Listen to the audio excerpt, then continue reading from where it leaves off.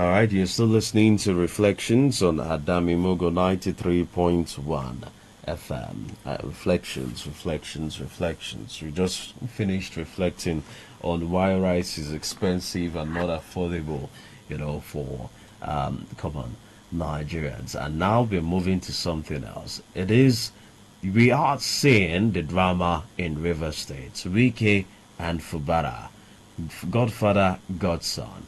And it brings back more or less a reminiscence of what we have seen play out in 2003, 2007, Rashidi Ladoja versus Adedibu.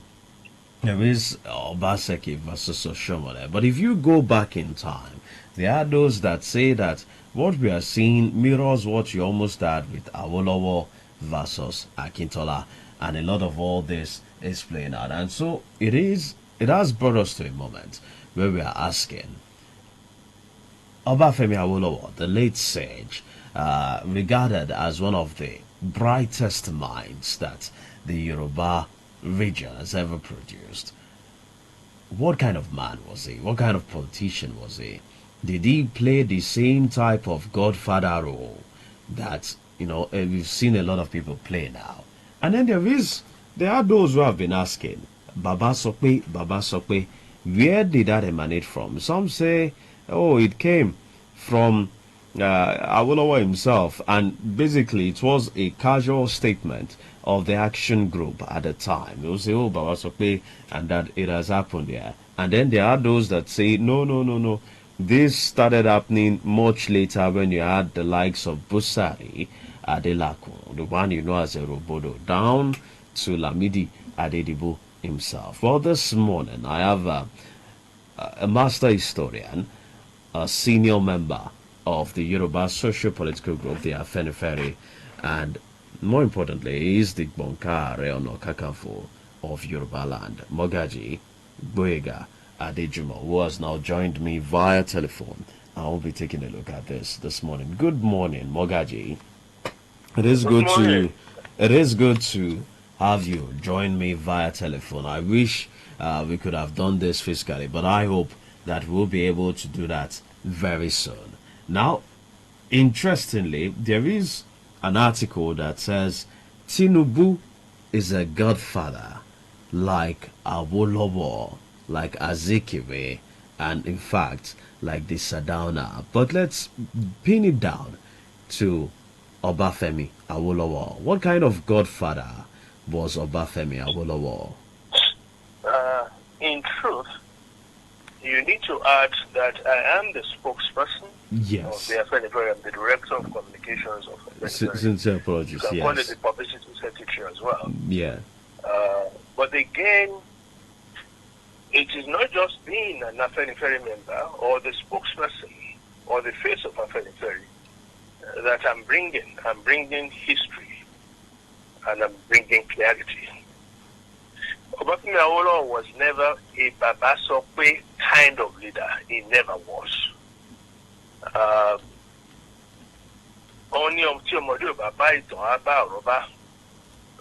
wasn't privileged to have met him in Afenifere, but I have been privileged to have visited Ishopolu Library a few times.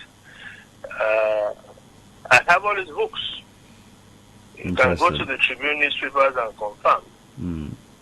I bought all the books. Interesting. In fact, this is the third time I'm buying all the books because people will see them and want to take them from me. And I'm ever so glad to give it to them. So, and the idea is to keep up the enlightenment. But straight to Awolowo. Awolowo was never a dictator. When the movement started, it started as Egbe Omo Oduduwa, not even Egbe Omo Yoruba. Egbe Omo Oduduwa, because he was thinking of an association then, a cultural one, not even a political one, that extended far beyond what is known as Yorubaland, where Oduduwa had all these tentacles, including places in the northern region then, the Kogi, Okun axis, the Kwara. In present day, Kwara, there are 16 local governments. 12 are pure Yoruba. In Okun, there are 5.5, let me even call it 6 local governments that are pure Yoruba. And then, of course, in the old western region, there is even a village between Obuluku, Nseluku, after Agbo, that they speak pure Yoruba there.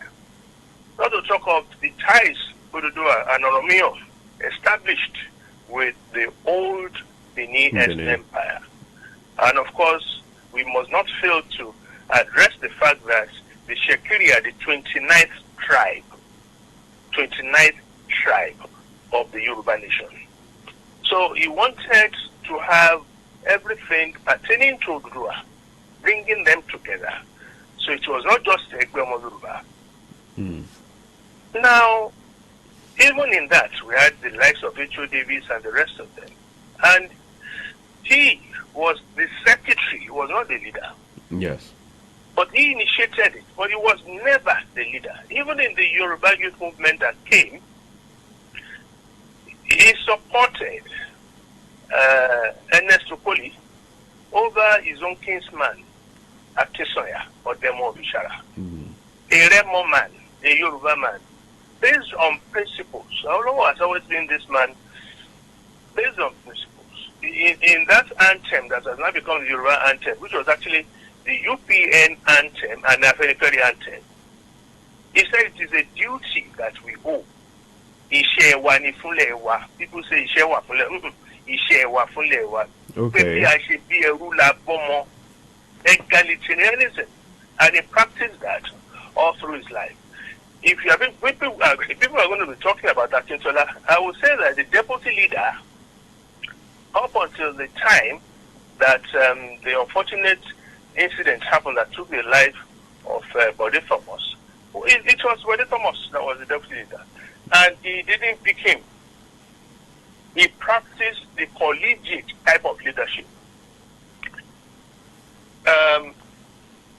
Bode Thomas was chosen out of the presentation of 4 people, and it was by vote. Same thing, when it was going to be the turn of Akintola, he ran against Igodaro of Benin. He won by only 3 votes. If Awolowo wanted his kinsman or wanted to just proclaim his deputy leader, he would simply have said he's Akintola. And he had every right to do so, but he never did so. Now, even with the crisis that happened in the Just Convention in 1962, everything that was said about the crisis never had the tinge or the hue of Awolowo dictating in any form to Akintola. Mind you, Awolowo didn't have to leave the premiership of the Western region. He didn't have to. It was not time bad. It wasn't, you do 2 runs or you do 2 terms and you go. He deliberately left that position to go to the federal and be the leader of opposition. He could simply have stayed with all the perks and everything that comes with the position of premier. Yeah, but isn't that a lot of people will pin that on ambition, and that he felt poor calculation, poor political calculation on his own part. Let me explain that very well today. What people will call ambition is actually a misrepresentation. Awolowo had achieved a lot of the first in Africa in television, first in Africa in modern stadium, first in Africa in wage, minimum wage, first in Africa in establishing a pilgrims board, even consulate in London, consulate in Saudi Arabia for Nigerians, first in Africa in farm settlements, first in Africa in free education. And to him, all Nigeria needed were these things. And there was an opera who was copying him. In fact, when he started the television, and it was doubly called First in Africa, 3 months later, Opera started his own. And when established in the southeast. What did the father say? He said, Eastern Nigerian division, second to none. But everybody knows which one was first. If you are saying you are second to none, it's all good, it's all competition. What Awolowo wanted was, he saw a lot of poverty. He saw the feudalism in the north. And he saw that the north was going to drag Nigeria back. The north was going to drag the west back. And I'm telling you the truth, as at 1959, 1960, I had in many, many ways written as a consultant for the World Bank on projects. I wrote the project implementation manual for the RCEP in 2001. I have done a lot with the World Bank, and there are documents to show that the growth and the rate of development in Awolowo's western region far surpassed that of any region in the world. So what he wanted to do was to recreate the magic that he had been able to do in the West, in the West, in every corner of the country, so that no side of the country will be left behind. If it was ambition to do what? It was about making sure that we do not fall into what we are falling in today, where so there are some states that are not productive. They go to Abuja and collect money. There are states that there are regions, like the Southwest, for example. Our development, our contribution to the GDP is 53.3%. Apapa Ports alone contributes 67.8% of non-oil revenue. We carried the burden of Nigeria, but he wanted a situation where everywhere will be able to come along and be able to play their part. He knew that the feudal system in the north will not allow the north to grow, and it will be a burden on Nigeria. And exactly what he wrote about is what is happening. And if you remember, this is the man that predicted that an Ijaw man will rule Nigeria.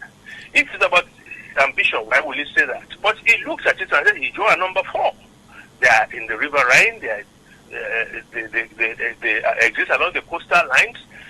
They may be linear, they may not like have a state or 2 or 3, but they are all well spread and they are so enterprising. And he saw the Igbo, in spite of what the Igbo did, as perhaps the most industrious. He wanted to harness all of this together.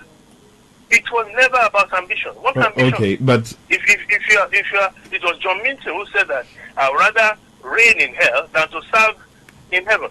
Because we do not have the luxury of time. I hope you are following what I'm submitting. Yes, rather than listening to what somebody is trying to say. All of these things are in his book, the reasons why he did what he did. And let me even tell you something.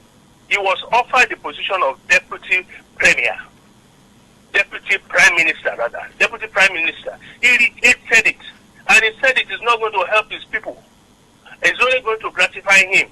So if it's about ambition, then why didn't you go to become the deputy prime minister? All right. So it was never about ambition. But let's still focus on the kind of politics that Awolowo played. Now, John Owubokere, in his piece, said that he says, without any doubt, the godfather phenomenon in Nigerian politics has its roots in the enormous powers wielded by Chief Obafemi Awolowo, the leader of the Action Group and first premier of Western Nigeria. He goes on to say that Awolowo was blessed with mammoth intellect, enormous organization skills. To say anything, you will be free to say whatever he wants to say. But you've not allowed me to land. You've not allowed me to land. You've not allowed me to land, Mogaji. Mogaji, he goes on to say that in the acknowledgement of the love he had for his people, many argue that Chief Awolowo's deployment of the votes of no confidence within party structures that ended the careers of many elected regional and national officers was a tool of necessary party discipline instead of an instrument of coercion, intimidation, and dictatorship. He said, whatever history adjudges as it's very subjective. Very subjective. And that is coming from again, the usual suspects. What happened what happened in Jos was about policy. Let me explain this very well. What Awolowo said was, we want to go to the center to affect what is going on in the center. We don't want to go there and be affected. There's a difference. if you want to go somewhere and affect what is going on there, you want to take your own values, your own principles there, so that there will be no adulteration. But if you are not going to affect, but you want to join what is going on, then you become affected. It becomes a case of, oh, if you can't beat them, join them. And Awolowo was against that, and the AG was against that. So at the Just Conference, that was just it. It was a case, Just Convention, that was just it. It's a case of, we have our values, we have our systems, we have our norms, we have our ethoses. We maintain it. We are not going into alliance with these people who are going to draw us back. And Akintola felt that he needed to align with the North. And that was the crux of the problem. And let me explain that in plain terms. How could that ever be about Baba Sokwe? It's a party decision. And I will explain it again this way. If you look at what is called the politics of Africa as at that time, many books, many experts have said the Action Group as at that time was the best organized political party. They had what was called organizing secretaries in every division. As at that time, you had divisions and provinces. That's what we had. We didn't have states. We had regions, and within the regions, we had divisions and provinces. So they had organizing. Even Papa Adebanjo was an organizing secretary way back in 1953. So all the organizing secretaries were to what they needed to do, and all over the federation they had in the north, and that was why the plebiscite that was done in northern Cameroon favored northern Cameroon to join Nigeria. And it was done because the organizing secretaries of the Action Group spent 9 months to convince the people of northern Cameroon to team up in Nigeria. Same with southern Cameroon. In fact, the man there, Endeli, he sent his children to Ibadan to come and school because of what Awolowo did. And because Awolowo had organizing secretaries in the core area of the east, they call them the core. I'm sorry, please. The Cross Rivers of Goja Rivers. That was, he coined it. That was why we were able to have AG members from there. Even in the southeast, we had an SG Koku defeating his own father, Albani Koku, as an Afenifere AG member. So what Awolowo wanted was to bring in the party at such structures so that the way we do things around here, our corporate culture, can affect rather than be affected by it. And Akintola and a few people like Roshiji, they opposed it. They put it to vote. And in a democratic situation, when you have a situation like that, you put it to vote. It's not a case of when has anything been put to vote in Lagos or anything put to vote in any of the places where the Tinubu's AC ruled. No, but the memories of the late. The memories. So they put it to vote, and Akintola and his people lost, and they left Jos. But the late that was what happened in the Jos convention. The late Adejumo Boriowo may actually have thought differently about the intervention of the late sage Obafemi Awolowo in whatever happened between him and Adekunle Ajasin, especially the first primaries, in which he claims that he had more votes, but it appears that everything was rigged. That is not true. To tell you the truth, one of the Adejumo supporters was Senator Akintoye then, Professor Akintoye now, who has said so in many forums that it was never a case of Awolowo winning anywhere. He didn't do that. And if people are going to blame Awolowo for that, then they will as well just only think that somebody like J.S. Olawoyin, who went to jail with Awolowo on treasonable felony, Awolowo ought to have said, Baba Sokwe, get the man who went to jail with me to be governor of Kwara. When they did the primaries in Kwara, it was CO Adebayo, Cornelius Adebayo who won. And everybody said, Baba, but how do we compensate J.S. Olawoyin? You has been with you all along. When did CEO of Adebayo join us? Baba Awolowo said, the people have spoken. This is about democracy. So why didn't he force J.S. Olawoyin on them? Why didn't Wasn't that because it was glaring that Alayode could not win? I'm coming, please. Please, I need to say this. Why didn't you force Babala and the people of Oyo State?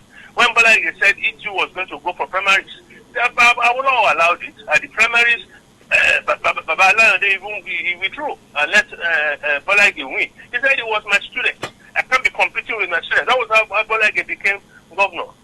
So if Awolowo wanted to be that person that Omobori is claiming, then of course, who is Omobori Owo? Or who is what is the difference? What is the big thing between him and Ajasin that is not there between him and Papa Layonde? That is not there between him and Olawoyin. So did Ajasin go to jail with him? So if he couldn't do it for Olawoyin and he couldn't do it for Papa Layonde, why did you do it for Ajasin? But when people are filled with ambition, and this is politics, they look for all manners of extraneous means. Let them go and bring out the sheets where the results were collated, and they said it was Omobori that won.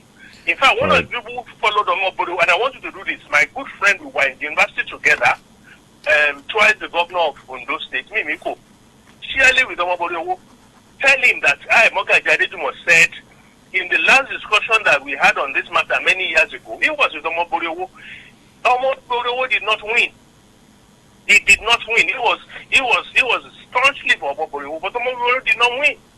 And that is the truth. So whoever is bringing revisionism, let them continue to do so. But the facts will always speak for themselves. All right. And let me even tell you another one. When the governorship of Ogun had been completely laid to rest, and it was going to be Bisi Onabanjo, Papa Awolowo suggested that Dr. Femi Okuromu, Harvard trained, he had his first degree, second degree, third degree at Harvard University, the most prestigious university in the world. And Awolowo suggested that he should be the deputy governor. On the morning that they were going to announce it, the people of Abeokuta came and said they would rather prefer Soluade. On the morning, Papa Awolowo quickly held a meeting in Nakure with his ESCO. And when the ESCO looked at it, they said, well, we want to win. It's a game of numbers. The Egba people, they sent representatives that included somebody from the Alake's palace that they would prefer to have Soluade. So right there and then, Papa said majority carries the vote. That was how Soluade became deputy governor. All right. So all that Baba Sokpe about Awolowo was never true. Never. So where did the concept of Baba Sokpe start from? It started from Adedibu, and it started from Adedibu being able to do what I would call political wonders. And at that time, that was Babangida's period, 1990, and he was throwing in this idea of having civilian governors, and then 2 years later will come the civilian president. So we had governorship elections. Initially, we were going to have just in Oyo State, and shortly thereafter, they broke Oyo into two. Godfather was riding high. It was Adedibu's candidate. Adedibu had been with Awolowo for many years, but himself and Akinloye went to MPN, and then Eruobodo, Bushari Adelakun, who was with Bola later defected because Bola annoyed the people of Ibadan. A simple matter. Of Bola annoyed the people of Ibadan. He called them peacocks. They are building houses anywhere. The people went to him and said he was neglecting Ibadan. He's married to an Ibadan woman. So it was from there that the likes of Adelakun decided that this man has insulted Ibadan enough. That was enough reason for them. So Adelakun came with all his might and everything, usurped even the powers of Adedibu. And when Adelakun died, Adedibu and Akinloye had fled when the coup happened in 1983. Adedibu became the de facto leader in Ibadan. Up to the time that Oyo was still won and Osun had not been taken away. So he first supported Dosuladipo. But then when they broke Oyo into two and Osun, Dosuladipo had to go to Osun. And he lost to Adeleke. But if it had been Oyo, he would probably would have won. So they needed to look for a candidate in Oyo, and Adedibu picked the late Kolapo Ishola, who was the former local government chairman of, I think, I'm not sure whether I was there about. So, and Adedibu was even picked a few days or weeks before the election, yet he was able, from the detention, to direct how the election will go, and against all odds, he was able to install Kolapo Ishola as governor. That was where the whole thing about godfatherism started. People may not know this. Tinubu cut his teeth, political teeth, under Adedibu.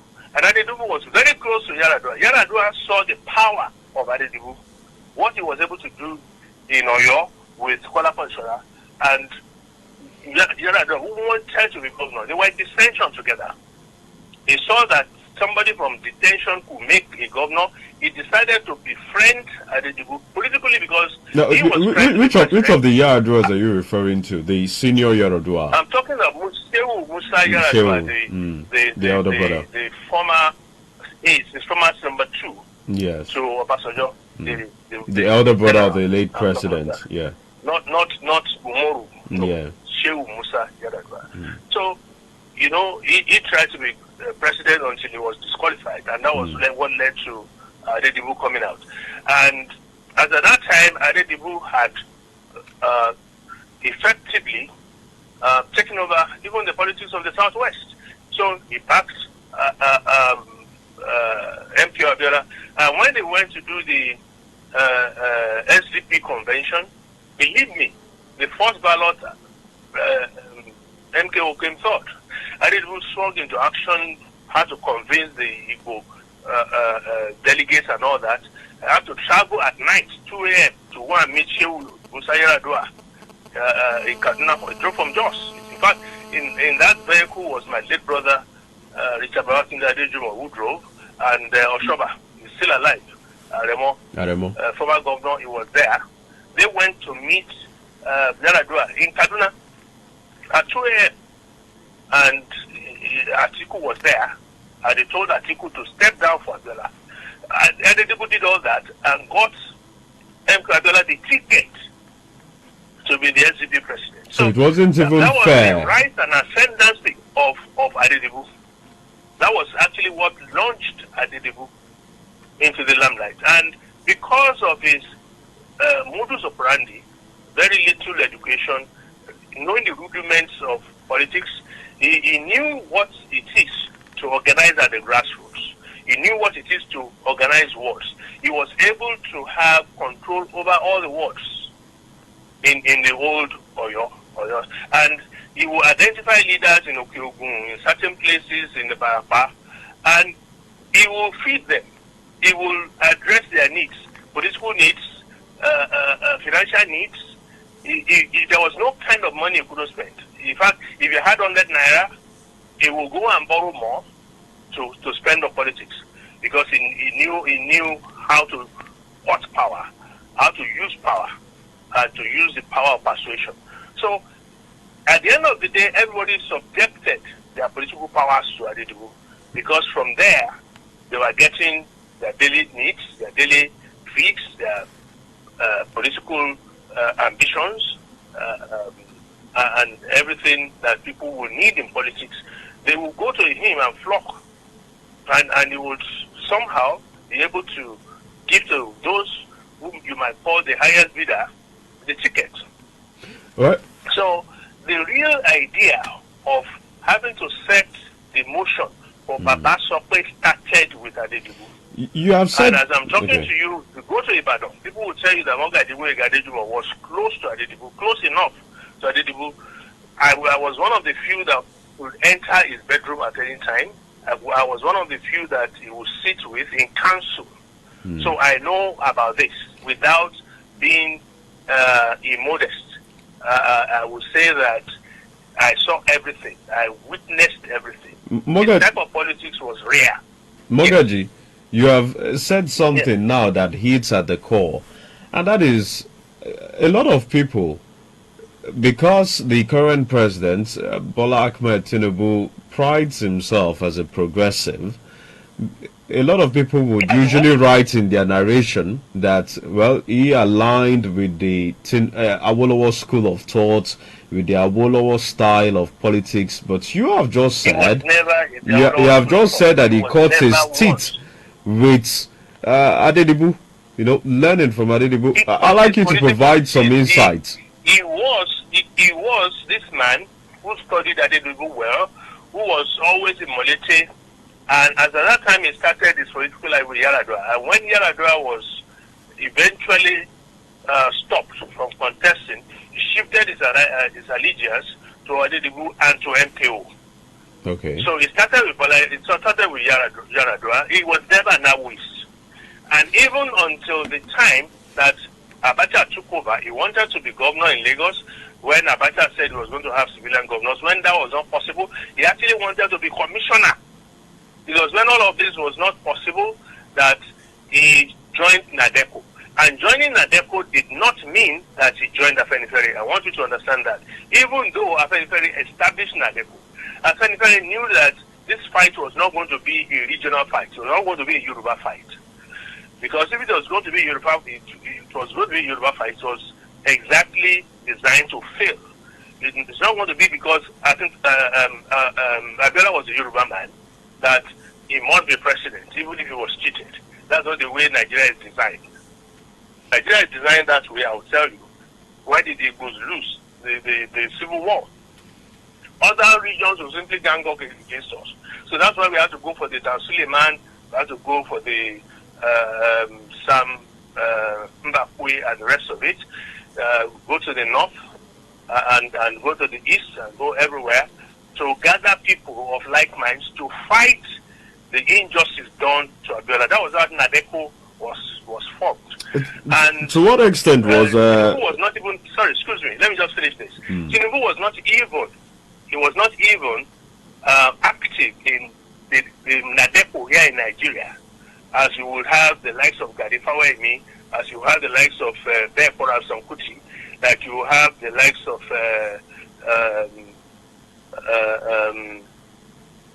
Alawa Kabashomo and the rest of them. No. He joined NADECO abroad, those who fled abroad. People like Kennedy and the rest. So they formed the NADECO, the core of the NADECO UK and abroad, and in America. So he was never of the Awolowo school. And when 1999 came, or 1998, when Abacha died and Absalam took over and AG was formed, that was where the problem started from. The core NADECO people, like the late Gani Udaudu, didn't present him as an Afenifere member. No, they presented Funshaw Williams. But the rest of the NADECO gang presented Tinubu. And that was how he used subterfuge and the rest of it to be able to clinch the ticket from Funshaw Williams. In fact, the Lagos primaries was delayed for 3 days, and the result delayed for 4 days, just because of what I've just told you now. The acting chairman of the AD at that time was Papa Adebanjo.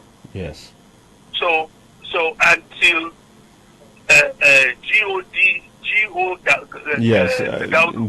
God of Lagos died, he never spoke with Papa Adebanjo because he submitted as the chairman of Lagos Afenifere. He submitted the name of Funshaw Williams. But the leader of the party as at that time was Papa Adesoya. And then we had the others, Salani Ajayi, Salani late Salani Ajayi, and a host of other leaders. They made a law that anywhere where there was fracas in any of the local governments, they would cancel the election.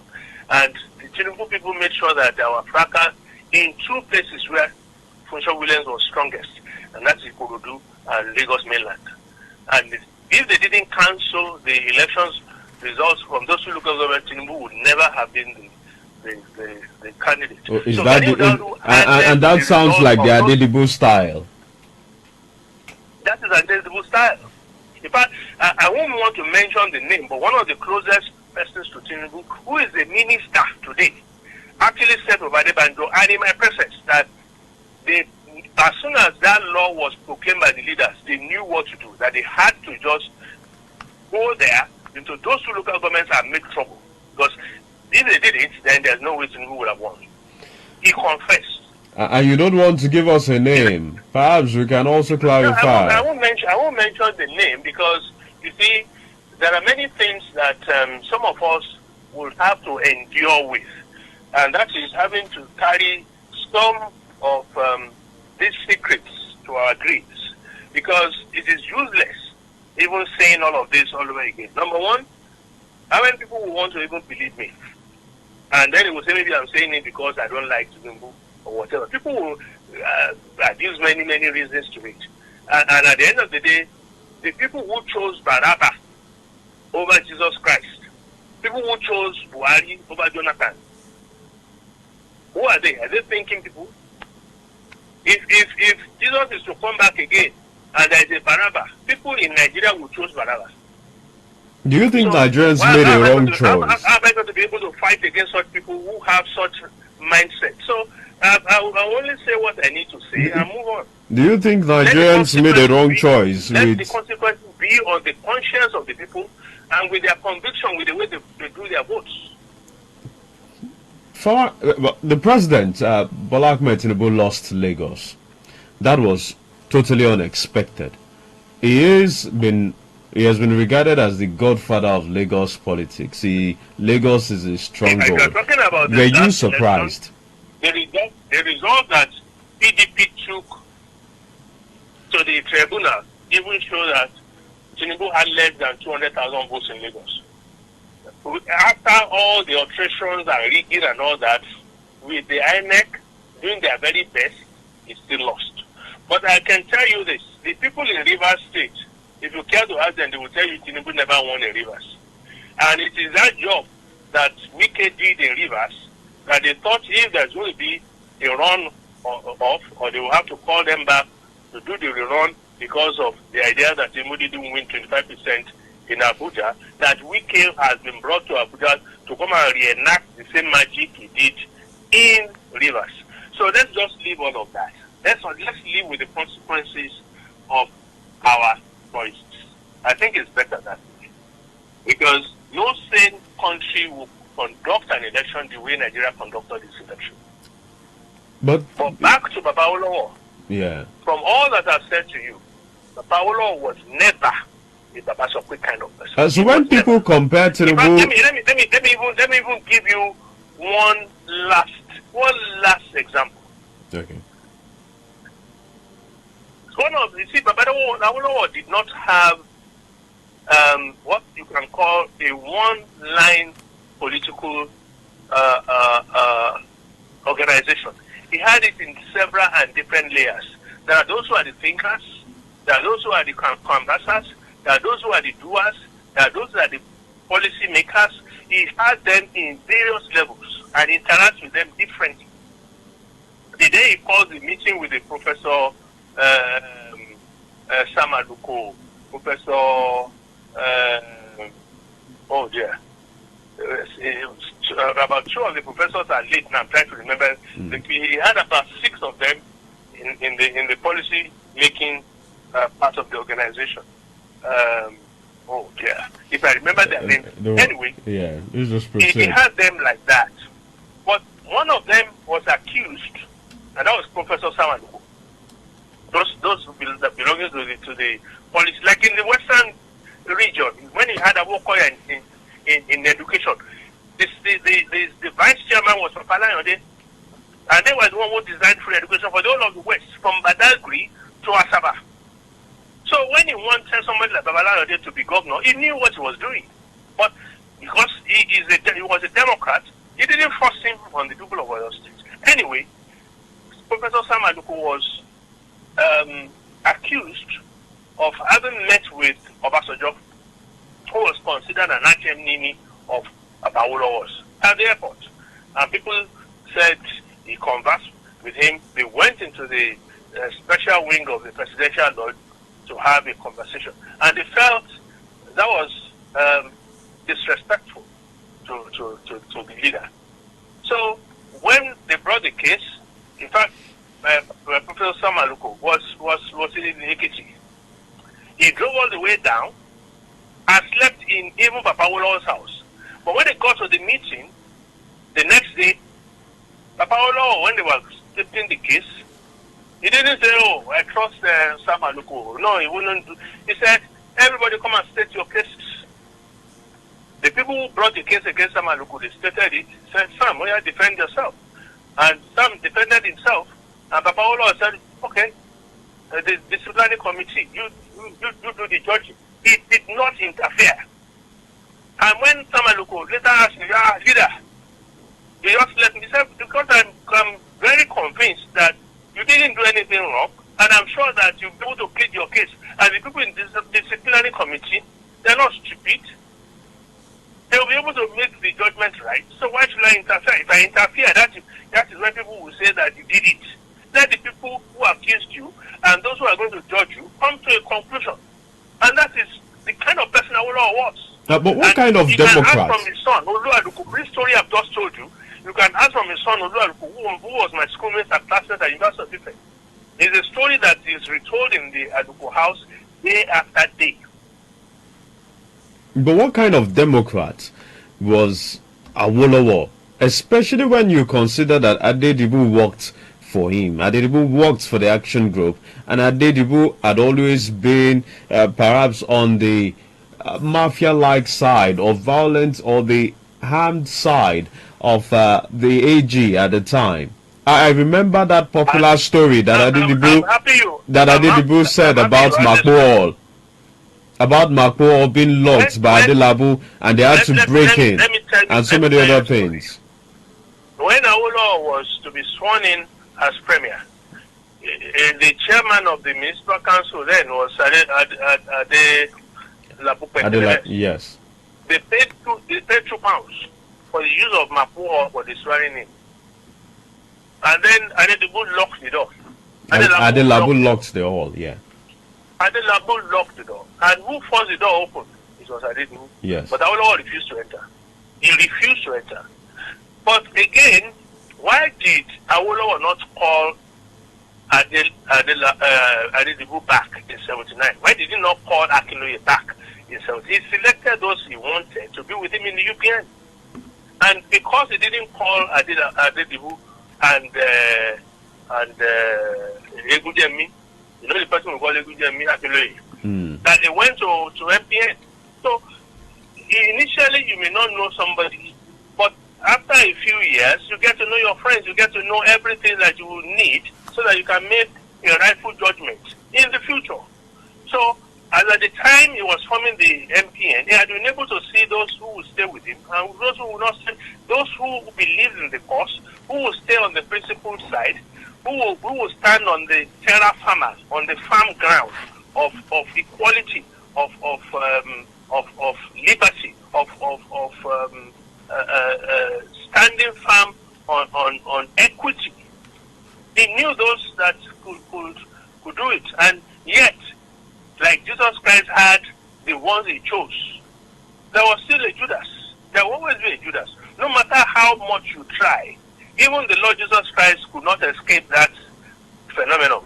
The human mind, the human being can be fickle to the extent that even the person you don't expect to do something will do it. Look, I am now the spokesperson of Afenifere. I wasn't. What happened in the last election has made us to see exactly what lured certain people in 1962. Is that 1962 happening again in 2022? What exactly happened in 1962? Okay, you mean the Akintola Awolowo saga? Yes. You see, it is a case of those who are of the ultra-conservative attitude. Let me put it this way. Those who see service as service to self. Awolowo never saw service as service to self. He saw service as service to others. Some of us would want to believe that all of us who call ourselves Afenifere see service as service to others. Otherwise, when Jonathan was there, he offered us 4 appointments into the Federal Executive Council. He said, Afenifere, you are the one that made the 2014 confirm happen.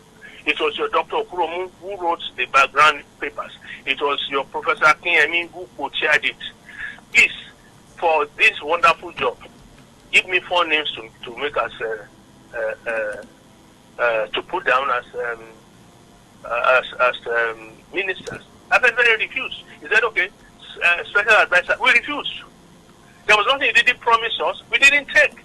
Because our job is not to do service and then be remunerated for it. This is Mogaji Gboyega Adejumo that I'm talking to you about.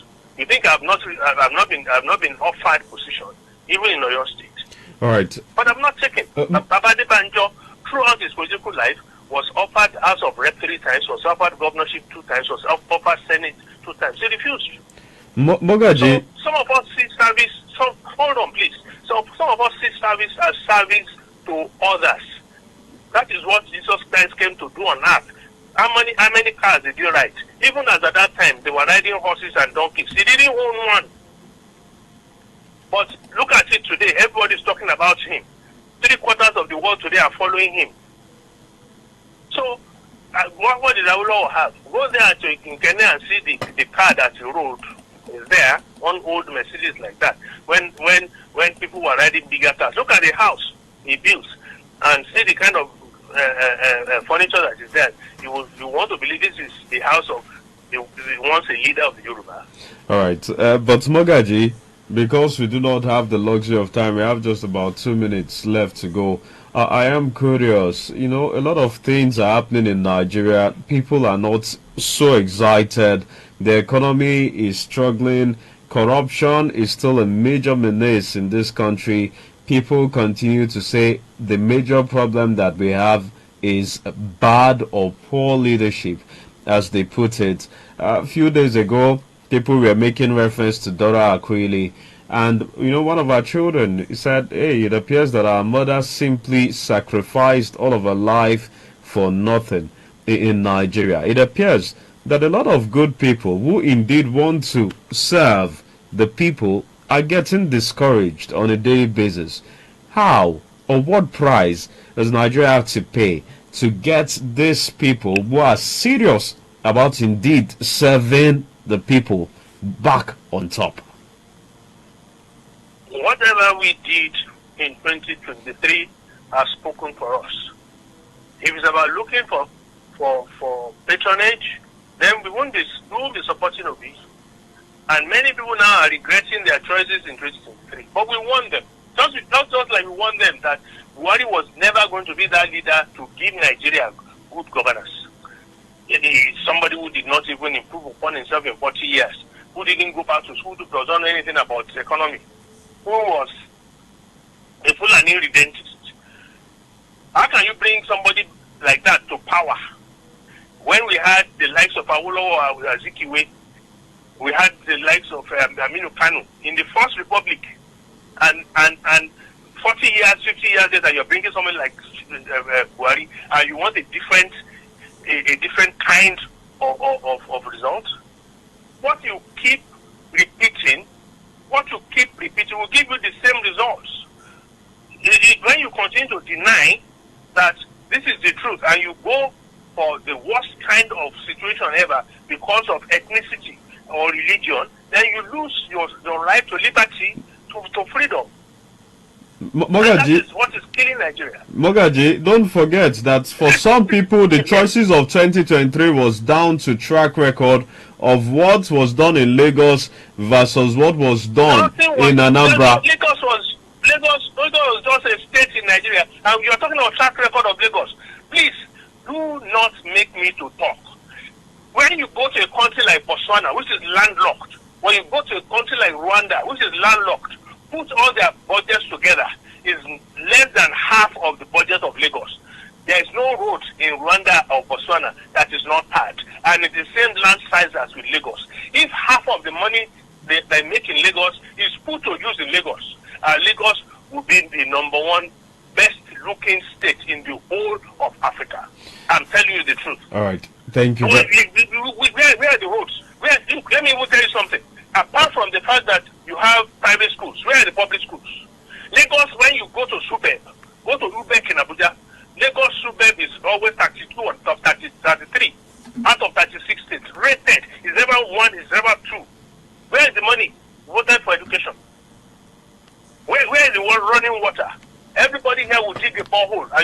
about what is happening in Lagos. What is happening in Lagos?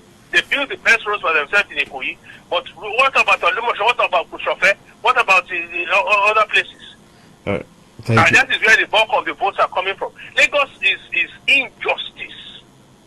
How can you be talking about track record of Lagos? Meanwhile, what you have done is to, okay, if there was ever a situation that a headmaster was given the award of the best headmaster in a village, does that make you now to say he should become the vice chancellor of the best university in the world? All right, Mogaji, we have to go now. You go to Abuja, you collect money, and then you come back here and say somebody has done something. Where this major sense is generated is at the center.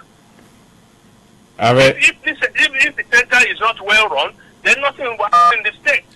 All right. We had an Okonjo Iweala and Akiwumi, the man in the African Development Bank, and Obi Okwesi. You had all those brains at the center who kept our economy steady. All right, Mogaji, 2014, and today exchange rate is 1,500. Mogaji, we have to go now. Mogaji, people judge Lagos to mean Nigeria. Mogaji, we have to go now, but definitely we would have this conversation. Remember the bullion vans. Wherever is it done in this world that you will find somebody that the bullion vans will be driving to his house. And Mogaji, we indeed have to go now, Mogaji.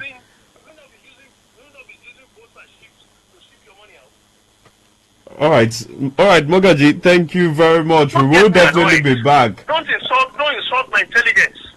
All right, gentlemen, we have to say our byes now. Sincere apologies that we can't continue this conversation beyond this, but let me just... Well, thank you very much. We have to leave now, and we would continue this conversation, definitely. We would definitely continue this conversation, but thank you to everybody who has been a part of the show. You know, since we started at 8 o'clock, let me simply say to you that Merry Christmas, and please enjoy the season with a lot of moderation. Thank you once again, Mogaji Gboyega Adejumo. You can go to Facebook at Adamimogo931FM to listen to the conversation that we had this morning. Good morning.